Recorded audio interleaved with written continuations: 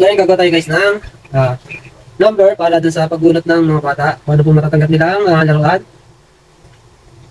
So, meron ako dito mga 10 number na tag 50 pesos. May makakakuha ng 10 bata na 50 pesos. Bali 65 po yung ating gagawin na number para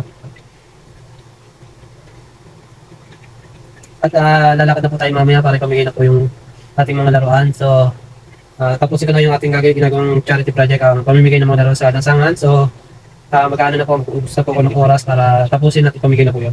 So, ang napili ko na po ay gagala ako sa lansangan at ginawa ko ng tricycle para siya po yung ating. Sana may makuha tayong murang tricycle na may budget pa naman tayo para pambayad doon. Kaya, so yun guys, yung mga extra natin na ginagastos sa ating ay galing po sa aking mga sponsor and sa aking kinikita po sa Facebook. Ayan po, sana po ay mas tulungan niyo pa po ako na mas lumaki pa po yung ating earnings sa ating ginagawang mga vlog.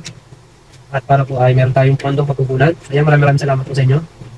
So hindi na po natin ito ibabalot, pabubunutin na lang natin sila. Kahit po kita nila yung number, at least hindi naman po nila lakuanin po yung number na pipili nila na laruan. So yun, salamat guys, see you na lang namin. Thank you.